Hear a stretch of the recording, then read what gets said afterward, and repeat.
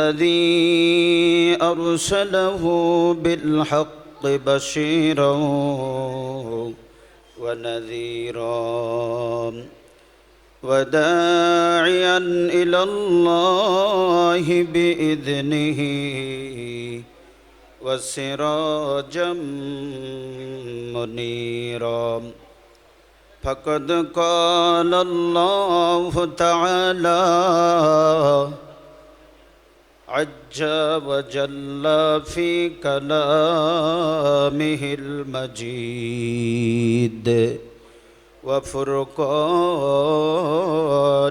الحميد একটা লোক জবান বন্ধ রাখবেন না, আমার সাথে পড়েন আউযু বিল্লাহি মিনাশ শাইতানির রাজিম বিসমিল্লাহির রাহমানির রাহিম ইন্নাল্লাযীনা يؤذون الله ورسوله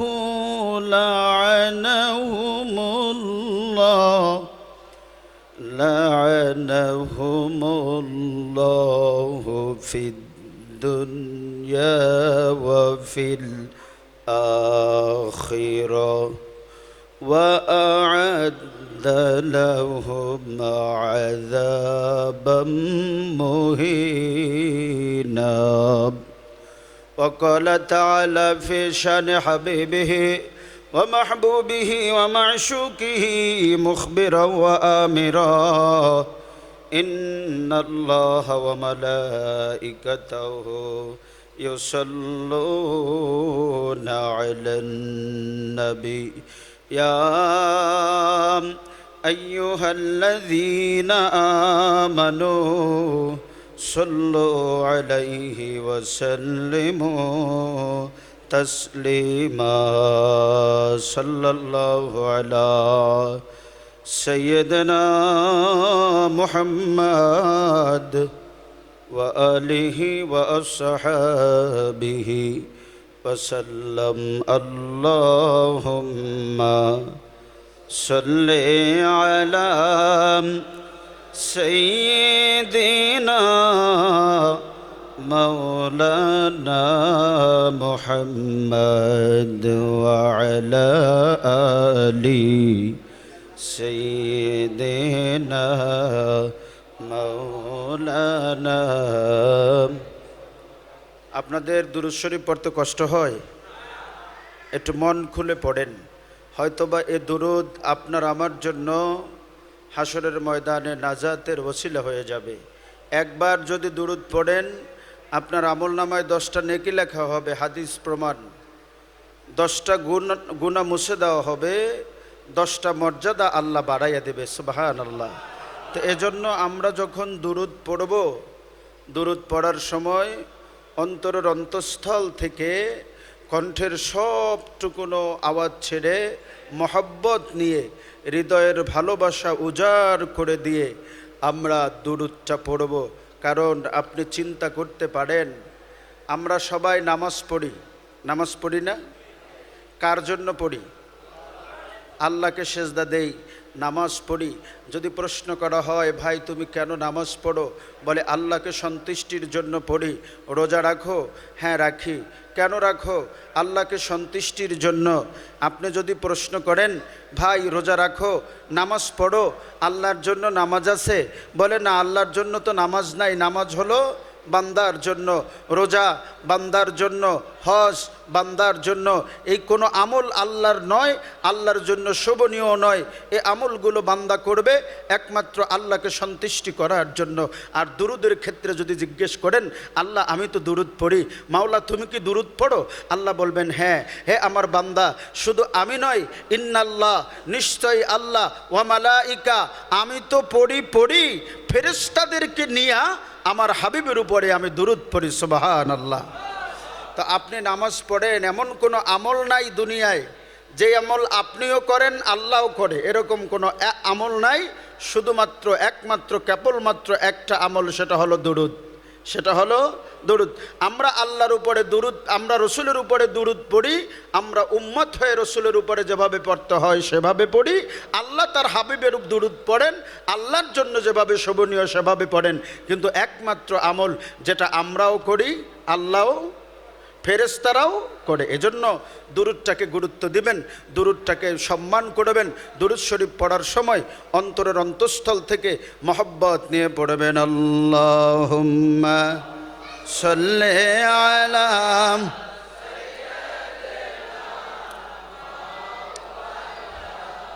মুহাম্মাদ ওয়া আলা আলিহি मौलाना तेरी कुर्बानी ने जिंदा कर दिया इसे लाम को और रहेगा ताबद तेरी बदौलत ए हुसैन अल्लाहुम्मा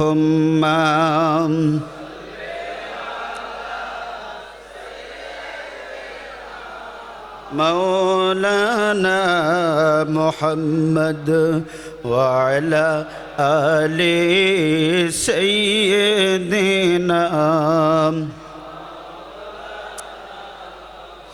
कालिमा तौहीद तेरी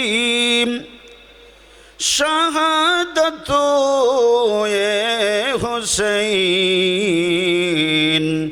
कालिमा तौहीद है तेरी शहादत ए हुसैन तो न होता तो न रहा ज़ते सदाक़त ए हुसैन अल्लाहुम्मा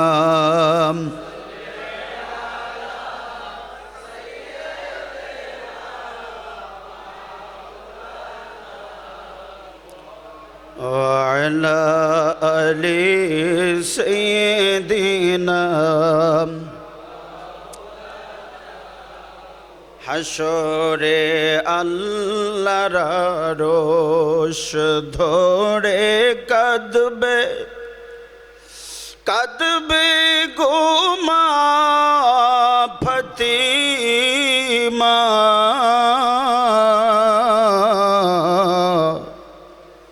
হাসান হুসাইনের বিচার চাই গো নইলে আরশ ছাড়ব না আল্লাহুম্মা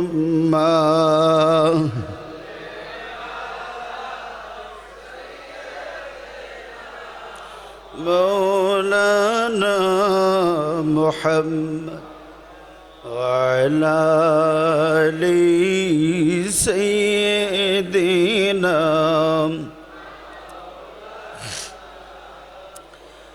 দয়াল নবী কেঁদে বলে ফাতিমা বিচার দিও না আরশে হাসান হুসাইনের বদৌলতে মাফ করো মোর উম্মতে আল্লাহুম্মা সাল্লি আলা সাইয়্যিদিনা মাওলানা মুহাম্মদ ওয়া আলা दीना मुझे को फवालो मुसाफिर न समझो मैं आया नहीं हो बुलाया गया हो कि मेहमान बना कर सिताया गया हो। मैं रोया नहीं हो रुलाया गया हो। खुदा जाने कैसे है मेजबानी 72 प्यासों का है बंद पानी। खुदा जाने कैसे है मेजबानी 72 प्यासों का है बंद पानी। मुक़द्दर में है हौज़ कौसर का पीना। मुक़द्दर में है हौज़ कौसर का पीना। मैं प्यासा नहीं हो पिलाया गया हो। मैं रोया नहीं हो रुलाया गया हो। मुझे कुफ़ा वालो मुसाफिर न समझो। मैं आया नहीं हो बुलाया गया हो। अल्लाहुम्मा सल्ले अला सय्यिदिना मुहम्मद व अला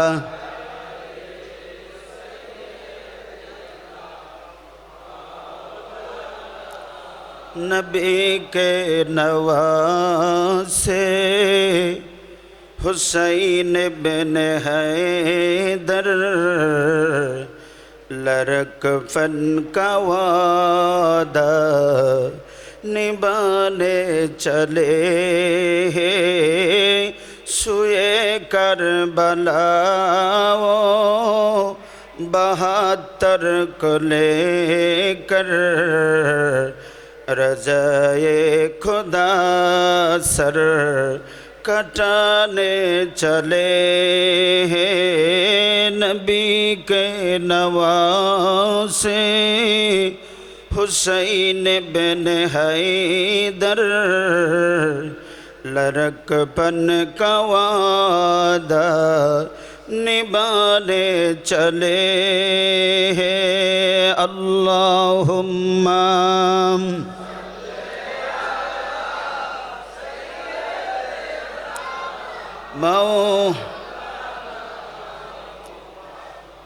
वअला आले सय्यिदिना।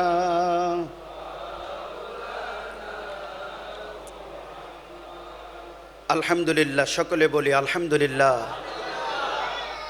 সর্বপ্রথম মহান আজিমু আল্লাহর আজিমুশান দরবারে শুকর আদায় করছি যে মহান আল্লাহ এই ক্যাপিটাল সিটি তথা বাংলাদেশের রাজধানীর শহর, এই ঢাকার অন্যতম ব্যস্ততম শহর, এই আপনাদের যাত্রাবাড়ির ধোলাইপাড়ে রসুলের প্রেমে উদ্বুদ্ধ হয়ে আওলাদে পাকের সাথে আপনাদের পরিচয় করিয়ে দেওয়ার নিমিত্তে আল্লাহ এবং রসুলের পক্ষে জেহাদের এক মহান উদ্দেশ্য অন্তরে নিয়ে ইমাম হুসাইন তথা আহলে বাইতের প্রেমে মাতোয়ারা হয়ে হুসাইনিয়া তরিকার ব্যানারে আমার পরম শ্রদ্ধাভাজন এই হুসাইনিয়া তরিকার সম্মানিত প্রতিষ্ঠাতা সভাপতি সৈয়দ মোহাম্মদ মোনায়ের হুসাইন মাদ্দাজিল্লাহুল আলীর ব্যবস্থাপনায় আয়োজিত শহাদায়ে কারবালা তথা পবিত্র আশুরা উপলক্ষে এ আজিমুশান নুরানি মাহফিলের পরম শ্রদ্ধাভাজন সভাপতি সৈয়দ মোহাম্মদ মনির হুসাইন মাদ্দাজুল্লাহুল আলী আল হাসানি আল হুসাইনি আল সিস্তি আল কালান্দারি আল সুরওয়ার্দি, আজকের মাহফিলের বিশেষ অতিথি এই হুসাইনিয়া তরিকার প্রধান খলিফা আলহজ হজরত খাজা আবুল কাশেম আলী মাদ্দাজিল্লাহুল আলী, আজকের মাহফিলের প্রধান মেহমান আমাদের অত্যন্ত আপনজন, চট্টগ্রামে নয় গোটা বাংলাদেশে আলোড়ন সৃষ্টিকারী আন্তর্জাতিক খ্যাতি সম্পন্ন মুফাসসিরে কুরআন বিশিষ্ট আলেম দ্বীন সৈয়দ হাসান আল আজহারি সাহেব কেবলা দামাত বারকাতুহুমুল আলিয়া সহ দেগার উলামায়ে কেরাম, আমার পিতার সমতুল্য শ্রদ্ধ মুরব্বিয়ানে কেরাম, আমার প্রাণপ্রিয় কলিজার টুকরা যুবক ভাইয়েরা, স্নেহের ছোট্ট মনিরা, পর্দানিশি আমার সম্মানিতা মা ও বোনেরা, রহমানি ও রহমাকুমুল্লাহ, আসসালামু আলাইকুম ওয়া রাহমাতুল্লাহি ওয়া বারাকাতুহু।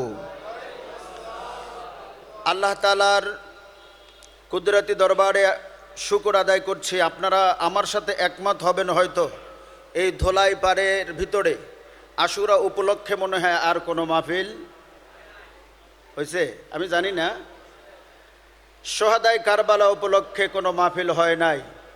আমি যদি এখানের যে সমস্ত জায়গায় শহাদায়ে কারবালার মাহফিল নাই, ওইখানে যদি আমি প্রশ্ন করি ভাই পাক পাঞ্জতন কি, পাক পাঞ্জতন কারা, কইব হুজুর এইটা কোন কোন পাঞ্জতন, কোথার পাঞ্জতন, পাক পাঞ্জতন কারে কয় চিনে না।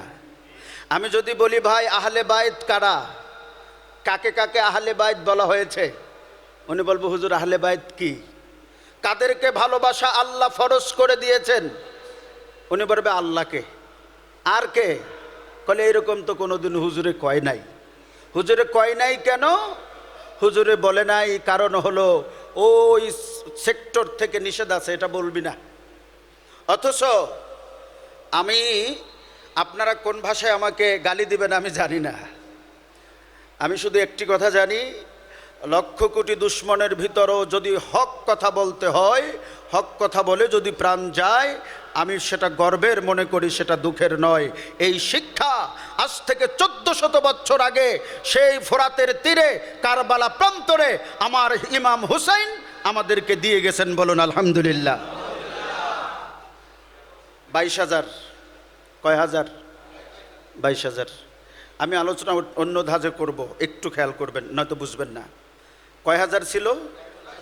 22,000। 22,000 সবগুলো কাফের? ন, সবাই মুসলমান।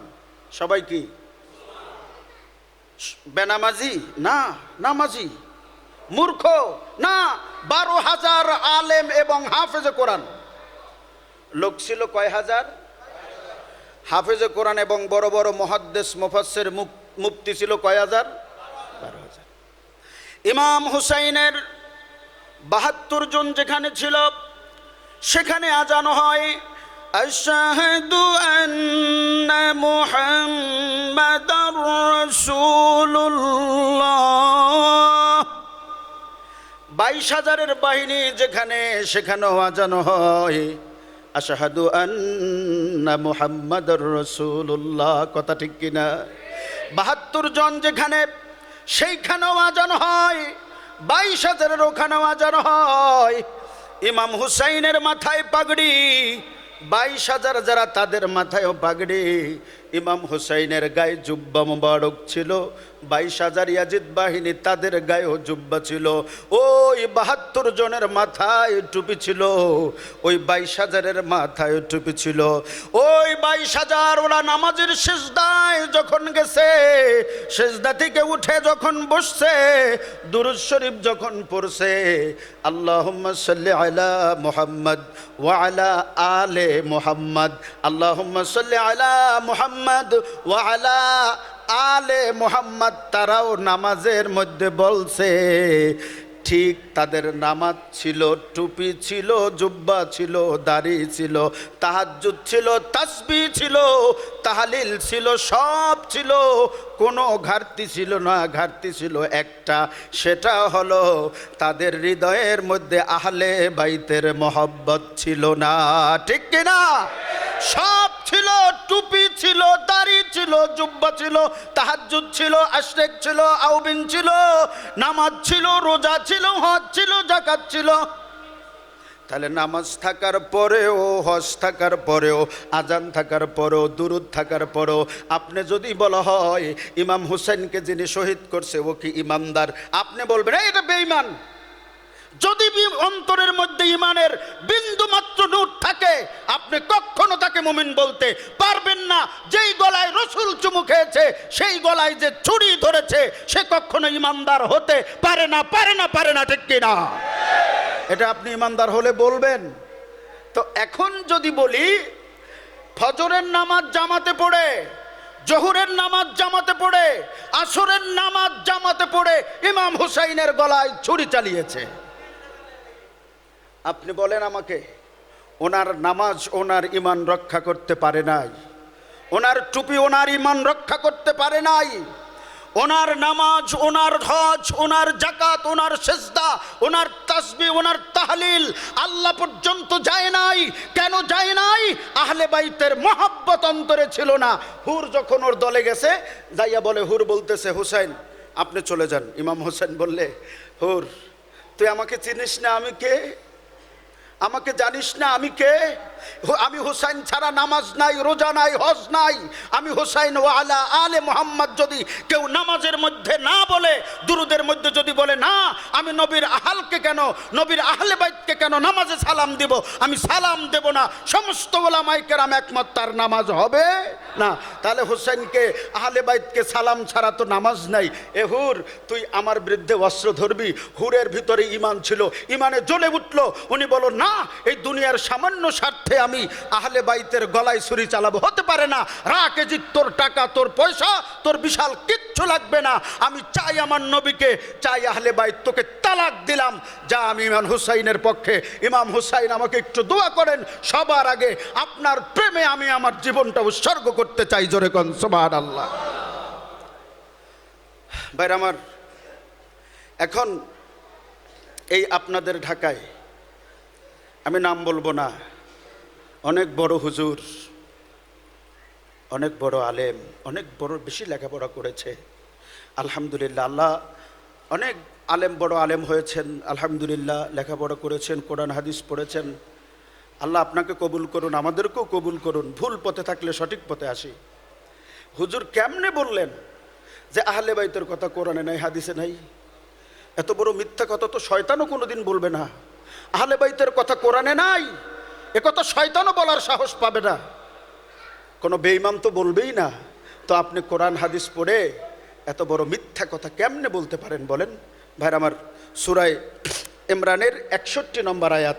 কয় নম্বর আয়াত? আমি এখানে যেই কয় বছর মাহফিলে আসছি, আমারে যত গালি দেন, কোনো একটি বলার আগে দলিল দিছি, কোরআন শরীফের আয়াত নাম্বার বলছি, মিলাইবেন, ঘরে যাইবেন, কোরআন খুলবেন, তাফসির খুলবেন, মিলাবেন। মিলানের পরে যদি দেখেন মিলে না, উল্টা, পরে তো আসি। তো আমার হুজুর তো প্রত্যেক বছর এ গোলামকে একটু কথা বলার জন্য আহ্বান করে আসি। আসার পরে কবে নেই তাহেরি সাহেব, তুমি বললা কি আয়াত, অর্থ করলা কি, এ তো কোনো খুঁজে পাই না। সেদিন আর স্টেজ থেকে নামাইয়ে দিয়েন। মিলাবেন, বললাম সূরা 1 নম্বর 61 নম্বর আয়াত। আহলে বাইত কোরআনে নাই বলে আমি বলছি কয় নম্বর আয়াত? কোন সূরা? সূরা আল ইমরান। নাজরান থেকে একদল খ্রিস্টান আসছে রসুলের কাছে, খেয়াল করবেন। এসে বলতেছে, হুজুর ঈসা আলাইহিস সালাম সম্পর্কে আপনার কি মতামত? কারণ খ্রিস্টানরা ঈসা নবীকে আল্লাহর কি বলে? পুত্র বলে, বলেন না? ঈসা নবীকে আল্লাহর পুত্র বলে। এখন ঈসা নবী আল্লাহর পুত্র, আমার নবীর কাছে এসে বলতেছে ঈসা নবী সম্পর্কে আপনার ধারণা কি? তো আমার নবী বললেন, ঈসা আলাইহিস সালাম রুহুল্লাহ, আল্লাহর দেয়া রূহ, এবং তিনি নবী এবং রসুল। কয় না, যদি নবী রসুল হয় তাহলে নবী রসুল বুঝলাম, আল্লাহর পুত্র যদি না হয় তাহলে তার বাবা কেডা? নাউজুবিল্লাহ বলবেন না? তাহলে ঈসা আলাইহিস সালামের বাবা কে? আমার নবীকে বললেন, ইয়া মুহাম্মদ আনতা কাযাব। নাউজুবিল্লাহ বলেন, বলে তুমি মিথ্যাবাদী। আমার নবী তখন বললেন যে ঠিক আছে, আমরা একটা কাজ করি, আমরা নাবতাহিল বা শপথ করি। কি শপথ? বলে তোমরা একটা মাঠে আসো, আমরা একটা মাঠে আসব, এসে বলবো আল্লাহনাতুল্লাহি আলাল কাযিবিন।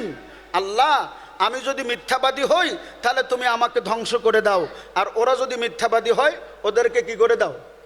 ধ্বংস করে দাও। এখন আসছেন, কোরআন শরীফে এসেছে ফাকুল তাআলাউ নাদউ আবনাআনা ওয়া আবনাআকুম ওয়া নিসাআনা ওয়া নিসাআকুম ওয়া আনফুসানা ওয়া আনফুসাকুম সুম্মা নাবতাহিল ফানাজআল লা'নাতুল্লাহি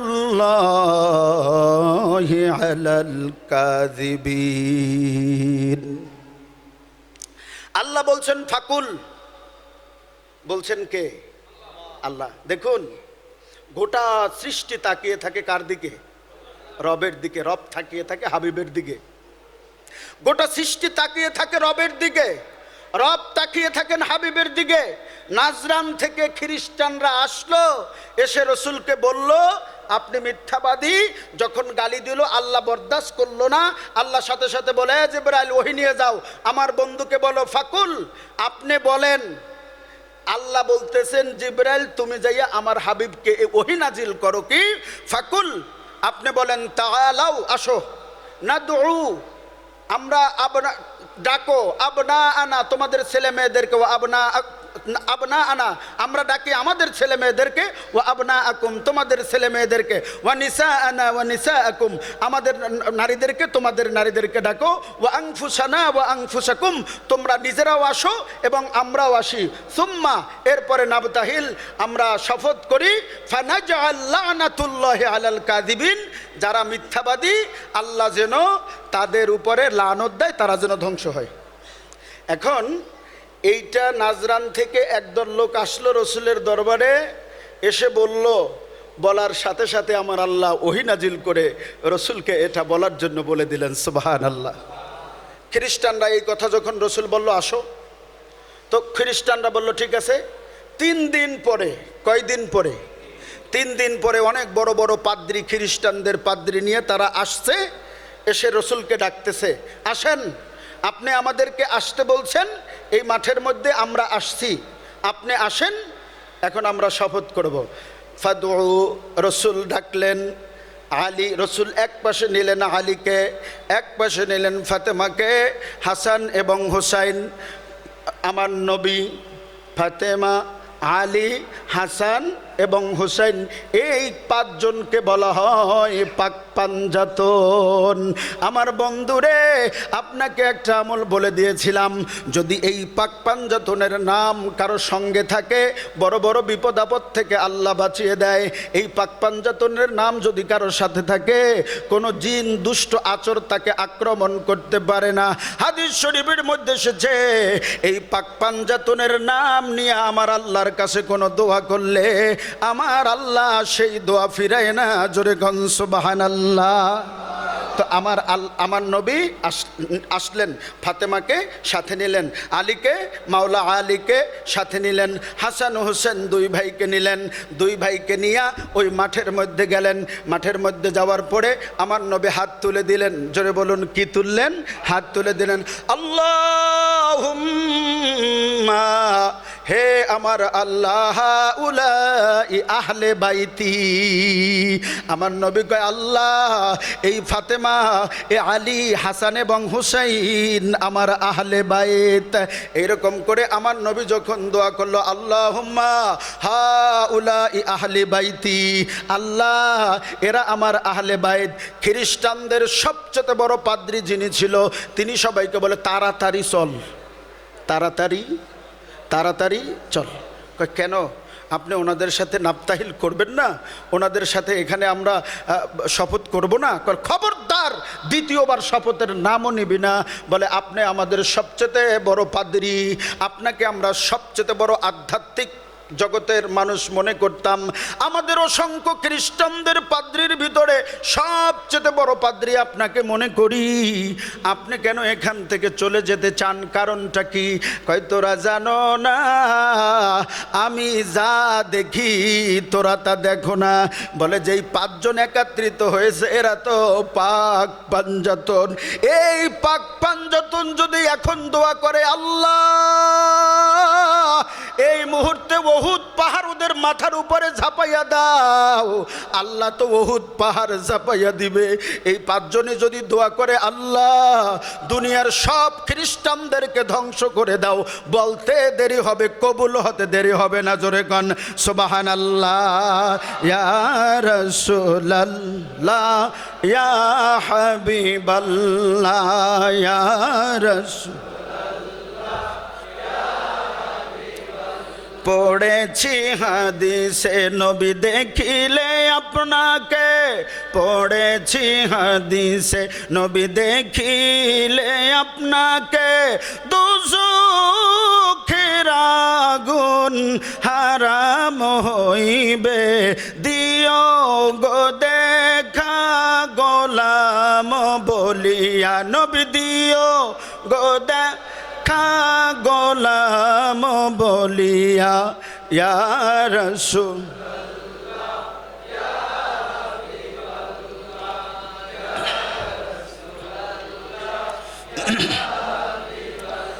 আমারি মওয়াতের নিদান কালে, আমারি মওয়াতের নিদান কালে, আসি নবীজি আমার শিয়রে, আমি দেখিব আপনাকে নয়ন ভরিয়া, আমি দেখিব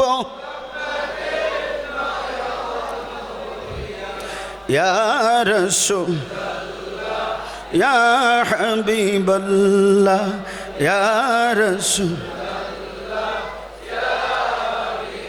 তাহলে আমার আল্লাহ কোরআন দিয়া, এটা প্রমাণ হয়ে গেল সূরা ইমরানের 61 নম্বর আয়াতের তাফসির। যখন আপনারা দেখবেন যে আমার নবী কয়জন নিছে, চারজন নেওয়ার পরে আমার নবী বলছেন আল্লাহুম্মা, হে আল্লাহ হাউলাই আহলে বাইতি, আল্লাহ এরা আমার আহলে বাইত। দলিল 1। 2 নম্বর দলিল হলো সূরা শুআরা 23 নম্বর আয়াত। কয় নম্বর আয়াত? 23 নম্বর আয়াত।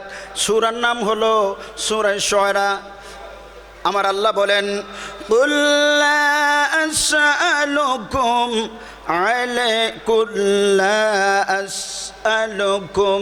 আলাইহি আজরা ইল্লাল মুওয়াদ্দাতা ফিল কুরবা। দেখেন ওইখানেও আল্লাহ বলছেন হাবিব আপনি বলে দেন, হাবিব আপনি বলে দেন। এখানেও কুল, হে মাহবুব আপনি বলেন। কি বলবো? বলে শোনেন বন্ধু, আমি যা বলতে বলি তা বলেন। আপনি আপনার উম্মতের কাছে হেদায়েতের বাণী পৌঁছে দিলেন। এই জাহান্নামের কুনতুম আলা শাফা হুফরাতিম মিনান নার ফানকাযাকুম মিনহা। আমার আল্লাহ বলেন হাবিব আপনি বলে দেন, তোমরা কি জাহান্নামের গর্তের কিনারে ছিলে না? ওখান থেকে আমি তোমাদেরকে জান্নাতের মেহমান বানিয়ে দিলাম। সুবহানাল্লাহ। কারণ মানুষ আল্লাহকে চিনত না, 360 দেবদেবীর পূজা করত, আল্লাহকে সেজদা দিত না। আমার নবী এসে আমার আল্লাহর সাথে বান্দার পরিচয় করাইয়া দিলেন, ঠিক কি না? তো আমার আল্লাহ বলতেছেন হাবিব বলে দেন যে আমি হেদায়াত দিলাম, নেয়ামতে ভরপুর করে দিলাম। এই যে তোমাদেরকে অসংখ্য নেয়ামত দিলাম, আমি যে তোমাদেরকে হেদায়াত দিলাম, আমি যে তোমাদেরকে জান্নাতের মেহমান বানাইয়া দিলাম, এই কোনো কিছুর বিনিময়ে আমি কিচ্ছু চাই না।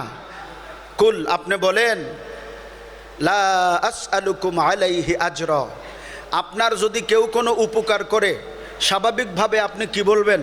ও ভাই, তুই তো আর অনেক উপকার করছ, বল আর কাছে কি চাও, বলেন না? এটা ভদ্রতা। কি সমস্যা? আল্লাহ আল্লাহ আল্লাহ লা ইলাহা, হুজুর আইছে, আল্লাহ আল্লাহ আল্লাহ লা, জোরে, লাহু আল্লাহ আল্লাহ আল্লাহ লা। সবাই বলেন, হাসবি রাব্বি জাল্লাল্লাহ মা ফি কলবি গায়রুল্লাহ, নূর মুহাম্মদ সাল্লাল্লাহু লা ইলাহা ইল্লাল্লাহ, লা ইলাহা ইল্লাল্লাহ, লা ইলাহা। কণ্ঠের সবটুকুন আওয়াজ ছেড়ে সকলে বলি আলহামদুলিল্লাহ। আমাদের এই সম্মানিত আজকের মাহফিলের আয়োজক আমার পরম শ্রদ্ধেয় সৈয়দ মোহাম্মদ মনির হোসেন মাদ্দাজুল্লাহ আরির, আল্লাহ খেদমতকে হয়তো কবুল করেছেন। আমাদের মাহফিলের আজকের প্রধান মেহমান যিনি, তিনিও আলহামদুলিল্লাহ সহি সালামতে এই বিরূপ একটা পরিস্থিতির মধ্যেও নির্দিষ্ট সময়ের আগে তিনি তাশরিফ এনে ফেলেছেন। সকলে বলি আলহামদুলিল্লাহ। একটু পরেই হুজুর আসবেন, আপনারা ধৈর্য সহকারে শান্তভাবে বসুন। আমাদের আলোচনা চলার ভিতরেই আলহামদুলিল্লাহ হুজুর আসবেন, আপনারা মনে শান্তি পাবেন। হুজুরের আলোচনা শুনলে হৃদয়ের খোরাক আসবে। আলহামদুলিল্লাহ, তিনি, আমি যেখানে খেদমতে আছি, আমার ওখানেও হুজুর বেশ কয়েকবার আমরা নেওয়ার সুযোগ হয়েছিল, হুজুরকে অনেকবার আমরা ওখানে নিয়েছি। তার আলোচনা শুনলে আপনারা বুঝতে পারবেন হক এবং নাহকের পার্থক্যটা কি। হক এবং নাহক নিয়ে আপনার হৃদয়ের মধ্যে যে দ্বন্দ্ব আছে, এ দ্বন্দ্ব আলহামদুলিল্লাহ নিরসন হয়ে যাবে আপনারা যদি খেয়াল করে শুনেন। তো আপনাদেরকে অনুরোধ করছি, অত্যন্ত মনোযোগ সহকারে আলোচনা শুনবেন। আমি যে কথাটা বলছিলাম, একটু আমার দিকে মনোযোগ দেন। হুজুর ইনশাল্লাহ সময় মতো আসবে। রসুলকে বলা, আল্লাহ বললেন, রসুল আপনি বলেন যে আমি তোমাদের কাছে কিচ্ছু চাই না। লা ইলাহা, সামনের চেয়ারগুলো পূরণ করে ফেলুন। লা ইলাহা লা ইলাহা লা ইলাহা লা ইলাহা লা ইলাহা।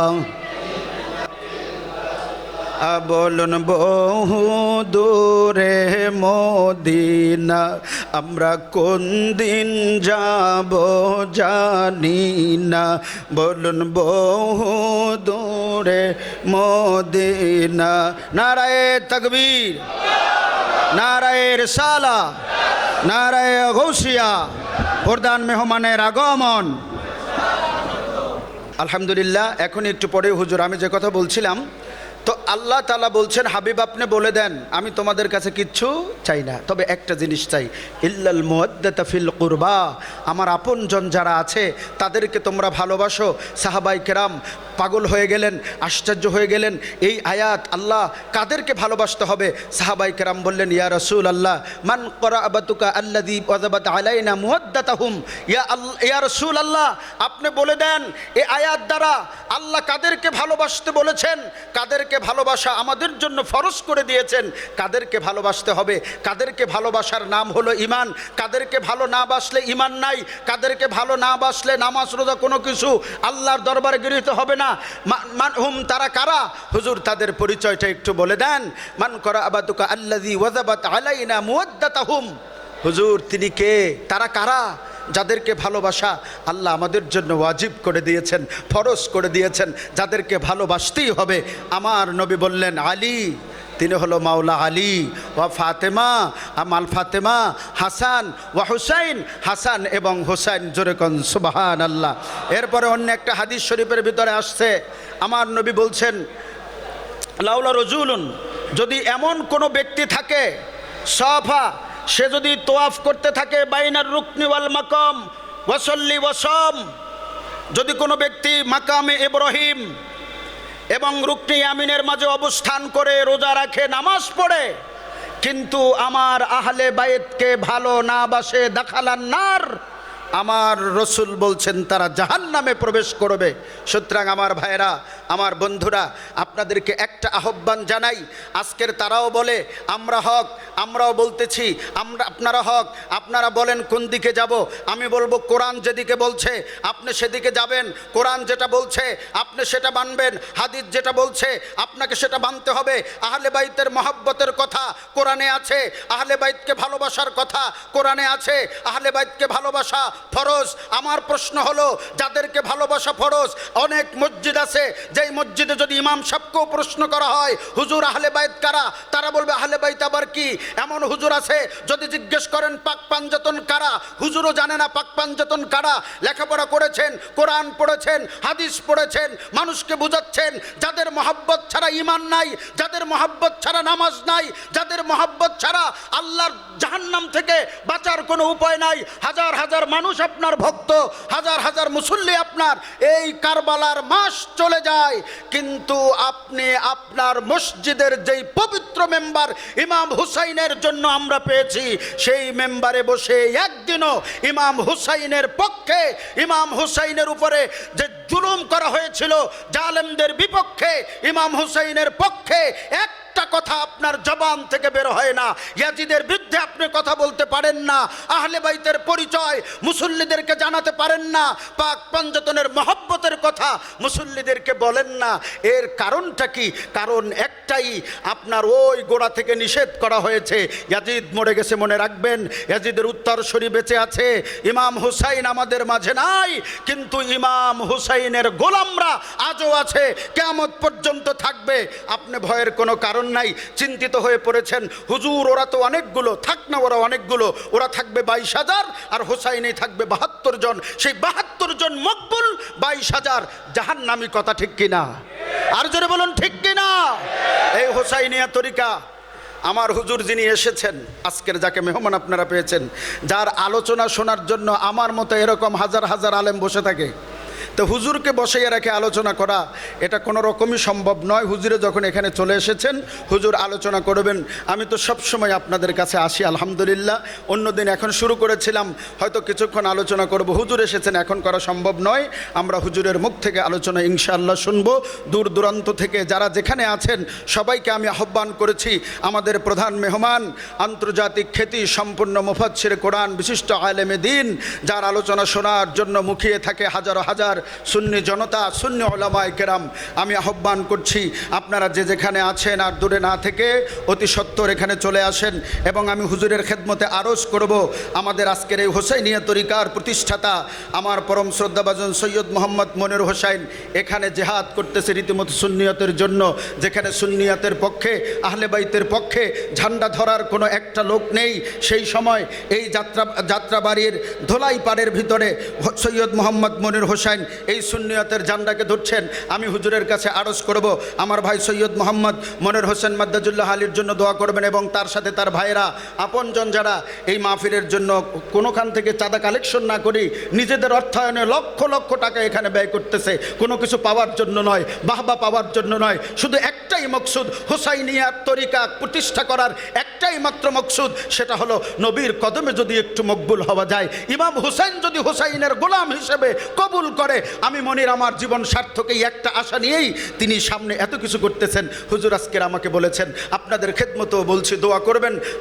সৈয়দ মোহাম্মদ মনির হোসেন সাহেব যেই কাজ শুরু করেছেন, হোসাইনিয়া তরিকার যে কার্যক্রম শুরু করেছেন, হুজুর বলছেন এখানে আমাদের ভাই বলেছেন যে হুজুর একটু দোয়া করবেন, আমি মনির চলে গেলেও যেন আমার এই তরিকাটা থাকে, আমার ভাইরা যেন চালিয়ে নিতে পারে। আপনারা দোয়া করবেন আমার ভাইয়ের এই হোসাইনিয়া তরিকা যেন চতুর্দিকে সুনাম সুখ্যাতি ছড়িয়ে পড়ার মাধ্যমে মানুষের ইমান আকিদার হেফাজত হয়, সে কাজ যেন এই হোসাইনিয়া তরিকা করতে পারে।